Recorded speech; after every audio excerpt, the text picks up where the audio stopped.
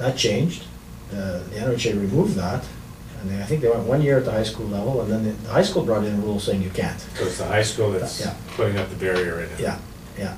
Do you think that would help? Having the rep players be able to play on the high school team?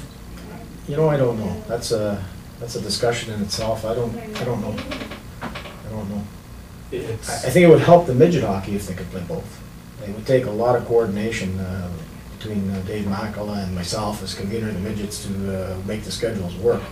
But I mean, if it works elsewhere, why can't it work here? But that being said, you know, the real reason for the local Rainbow Board to put that rule in, I don't know. I know we utilized it.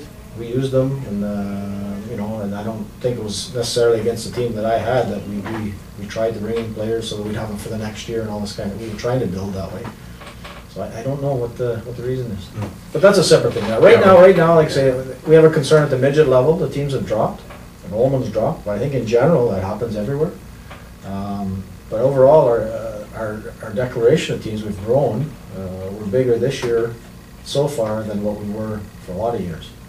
And so I think some of these moves are good. You know, I think it helps a small association, and it's also helping a bigger association like Nickel City, who's you know, they're really into the development aspect. They've got a model out there that you know, they're combining four active associations at the rep level, but actually they've combined all the other associations. Right. Yeah, no, their level. It does seem like it's built well, at least on paper, for development. On paper. Should work as long as they get enough teams in to make a league. You know, my biggest hesitation at this point, or at least, is just the identification of people that are so used to running within an association and doing their fundraising and running tournaments and promoting. You know, you're proud because you're from Walden. You're proud because you're from Rayside. So there's a little bit lost in that identity, but they've done a good job to market their new identity and trying to keep some of the identity from the other associations. So there's a mixture of things there, and it's a 1 year test basis. It's you know, if an association finds that it doesn't work for them, they can go back after this year. Thing is, would they be able to play at the rep level?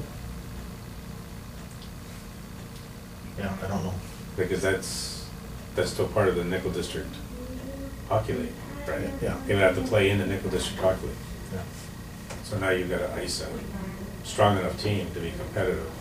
Well, that's we do have a Division I, Division II format. I mean, so seemingly strong teams are Division I, weaker teams are Division II, so it works.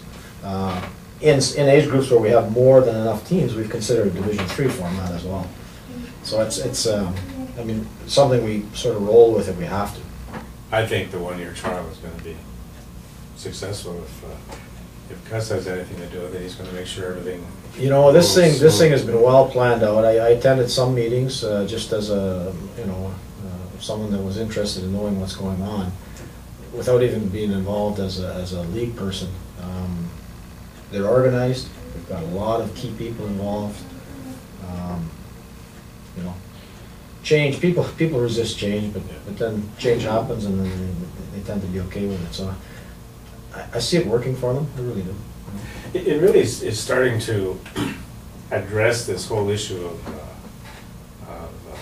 no boundaries that the NOHA and Hockey Canada are starting to take a look at.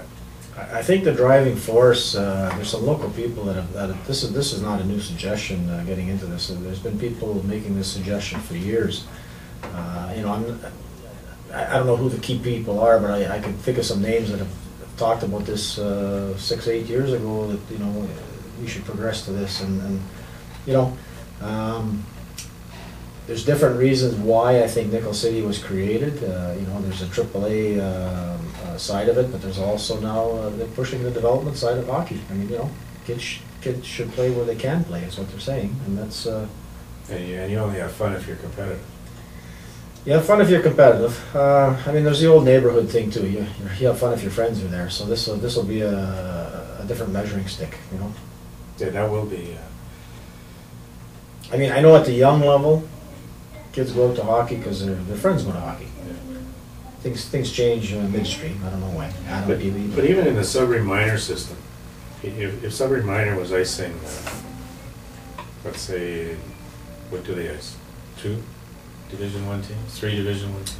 Not anymore. No? No. I think their numbers in terms of declarations was 12 teams, seemingly, you know, a novice, minor Adam, minor, major Adam, all the way up the line, major, minor teams. And then they have their AAA teams. Okay, so that play play up a division. You know, their minor peewees play major peewee, minor bantams play major bantam, and then a couple of midget teams. So there's 12 teams, but they don't have 2 major bantam teams. And actually, they're on the latest is that they're working in conjunction with Coppercliff now. I think they'll have a major bantam team, Sudbury will, and the minor team will be in Coppercliff. Okay. I think at older age groups. Younger age groups, you know, don't quote me on this, because I haven't really talked. I talked to Ken Creasy the other day, but I didn't go into it. But I think at the Adam level, Coppercliff will keep the major minor teams. Sudbury will as well. But at the Adam level, there's some cooperation going on, as well as with that minor midget elite team That's right. that they're putting together out of Coppercliff. So I mean, there is some cooperation between the associations, but they're keeping their distinct identities, and so there's some juggling going on there. But you know, the need to cooperate is there. It is. It's and you know, we hope it works. Yeah. Because in the days when there were 4, let's say 4 A teams in Sudbury, you might as well have called it open boundaries, because didn't they draft their teams or split up their teams at the A level? I think at AAA level was different. Yeah, pretty much so. I mean, no, they ran distinct tryouts. I mean, you know, if you wanted to go to a certain A team, you went and try it out there. Okay, so they had separate. But I think at the B level, it may have been a draft. I can't recall. That's going back a few years. Yeah. My own kids, I just remember them going to tryouts. That's, you know. Like you had systems back, like the Lakers. Is the Lakers still have a system? No. So back there, what did we have? The Lakers had their own system, but they had a development system at AAA, right? Yeah, they had the AAA teams at a couple of levels, yeah. Wasn't there another group or another system that was running for a while? Not the Wolverines, but what were they called? There was another active group. It primarily became someone looking after 3, 4, 5 teams. Right. That's pretty much. Isn't that the model that a lot of the GTHL clubs?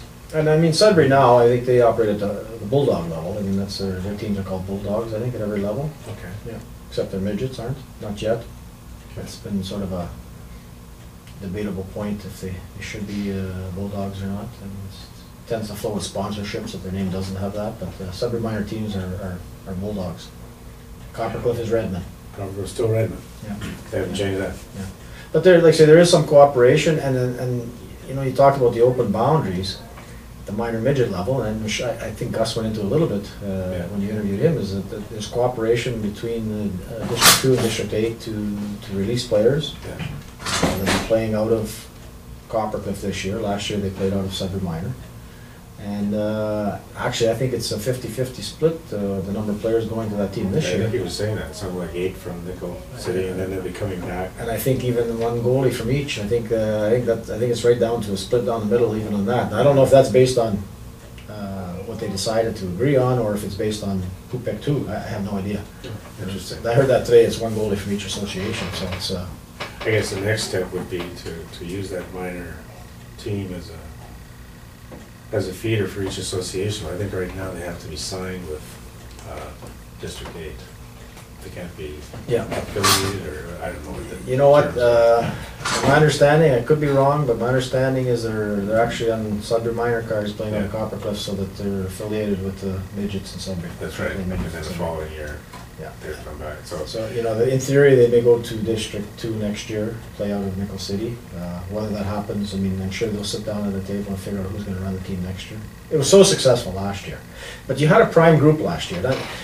You know, there was a prime group come out of Bantam. They won silver, all Ontario Bantam. Very successful team. Kid comes in from up north, class of the league. Made the team better. I'm not saying that the development of the other players wasn't there, but they were a high caliber team. One kid that came in was a very high caliber player, went 4th in the NDHL draft. Wow. Ryan Kujawinski. You know, so there was a lot of pluses for that team. But, you know, when you run a program, you attract people as well. And, Yeah. you know, they did their legwork, so that when they went, took them to the AAA tournament, even though they weren't a AAA team, they got looked at. Scouts looked at them. You know, the scouts from down south don't want to drive up and look at the Great North Midget League. They really don't. They still don't want to do that. I hate to say that, but they'll wait for you to come down there and they'll look at you at tournaments down there, and that's the way it is. I mean, I can remember, you know, a number of years ago, that was a big decision that parents and their sons had to make, was whether to play in the Great North or go down to Junior B or Junior C down south. yeah. Is it still weighing on people's minds? You know, that's just my understanding, and you know, a lot of people could say I'm wrong by saying those things, but hey, that's what they told the minor midget team is, you know, you come down and we'll watch you. If your kids play in that league, they're not going to get seen as much. So, Yeah. you know, someone's going to look at you. They're not going to pass up on looking at somebody. I mean, let's face it, they're going to take a look, but not as much. Yeah. You know? So you gotta come down and you gotta show well. Yeah, and you know what? There hasn't been a lot of kids come out of Northern hockey in a lot of years. So I think you're going to see that change. Go back to, it used to be a lot of kids got drafted. You know, there's a lot of kids moved on. You don't hear about it as much. Last year, that minor midget group, there was 5 or 6 got drafted onto the OHL clubs. So that's nice to see. You know. In general, have you noticed over the years that there's, you don't like to use the term watering down, but a lot of people look and say that the caliber just doesn't seem to be what it was like 10 years or 12 years ago at any of the divisions. Yeah, I mean, you always have exceptional teams that prove that wrong, but as a general comment, hockey's changed. It doesn't seem to be as competitive. I don't think you have as many teams. You know, it's not as big as it used to be. I mean, my observation is you know, it seemed better to me 20 years ago than it is now, in terms of caliber. Yeah, that seems to be mine too, and yet. But I mean, you know, our elite programs, our national programs, I guess as long as they produce the gold medals, yeah, it means that everything's going well. yeah. So I mean, I don't know if that's a local. I mean, it's my observation locally, what I see. I mean, I go out and watch an awful lot of hockey. So, but I'm not saying I'm the guy who gets to judge everything. You know. I noticed when we were going, you know, we experienced the AAA level with just one of my sons, and it wasn't until we got to the AAA level that we started to notice there was a significant amount of emphasis on systems and on because everybody was pretty well at that skill level, that it became more important for the team to have certain systems in place in order to be competitive at that level. There wasn't as much freewheeling. There wasn't as much, okay, 5 guys go out there and have fun and let's see what you can do with the puck. Have the systems started at a younger and younger level because our coaches are getting so much more sophisticated in how they develop players? I watch Adam games sometimes. You know, like they're playing the trap and everybody's in their positions, and it's like, it's almost as if they know their role at an age where we really don't even know what kind of skills you have. Have you noticed any of that? Well, I mean, I guess there's some truth to that. I mean, every kid skates like they win. Skating's better than The skating's terrific. All these kids can skate. Can they play hockey? Can they think on their own? I have a little bit of, I mean, I don't want to be a critic. They're learning certain things, but they don't have that backyard ability, you know, to go out and do things. And I think part of that is they don't have the backyard rinks to go out and do that. I mean, you know, like, I mean, I grew up on Minna Lake. There'd be 20 rinks on the lake. Yeah. You don't see a rink anymore. And road hockey, you couldn't drive down the We street. had 40 playgrounds in Sudbury, and the pucks, you could hear them till midnight every day. I mean, we don't have that anymore. That's where your creativity came. Well, I think so. Now, that being said, there's teams that are very good. There's players that are very good that come out of the, you know, what we do run now. But in general, my comment is, yeah, they're great skaters, but sometimes they don't know much about playing hockey. So, being creative, doing things with a puck. You know, I still go if I run a tryout or any kind of skate. I mean, give you a puck, work for an hour with the puck. Because in a hockey game, you don't have it that often. You know, and you see it going by. That's all. I mean, so there's a lot of different things. I mean, you know, Like I said, I'm not criticizing what we have, I'm just saying that my opinion is that it's a little different. It's a little different in terms of people, even just kids understanding the game. Yeah. You know, knowing that if the play goes there, it's coming out over there. Some kids don't recognize that still, to this day, and I don't know. The NDHL Summit was interesting because what I found as an observer was it didn't matter whether you were Mike Foligno or you were the CEO of Hockey Canada or Bob Kerwin. Everybody accepted what everybody said, and the questions were asked as if, you know, nobody was being put down because they weren't at a higher level. And it was funny because Mike Foligno said that when he first went up to Anaheim, his biggest adjustment was trying to figure out where the puck was for a while, because the play was so much faster than what he had been accustomed to even when he was playing. And he said when he was working with his penalty killers, he gave them a couple of scenarios, a couple of options. And he said, okay, either use this or that. And he said, he'll never forget, one of the players came up to him as his coach, he says, you got to tell us what you want us to do. You can't tell us we can do this or that. So you got to tell us. It's interesting, because isn't it? we're going to be, he says, we can't go out there second guessing. And when I questioned him, I said, gee, I said, it's funny, like, because back in maybe 10, 15, 20 years ago, your answer to them would have been, well, surprise me. Show me what you can do. And he says, you know what? He said, you can't do that now. He said, the game is so fast that those players have to know Instinctively. exactly where they're supposed to be.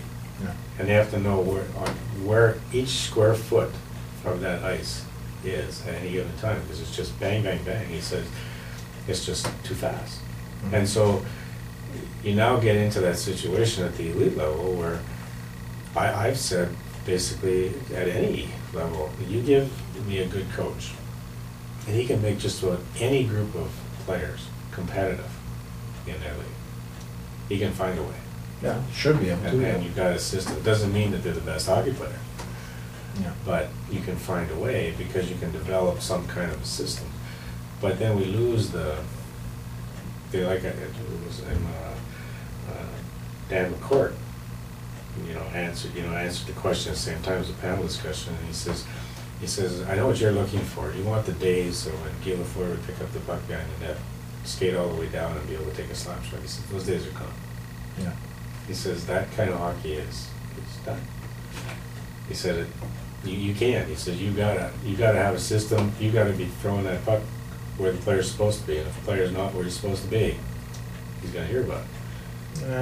See, that seems fine for the elite player and the player that's destined for a future in hockey, where he might make some money or he might play competitively. But you know what, that pyramid's pretty big. There's an awful lot of kids under that level that just want to have fun and want to play hockey. I know.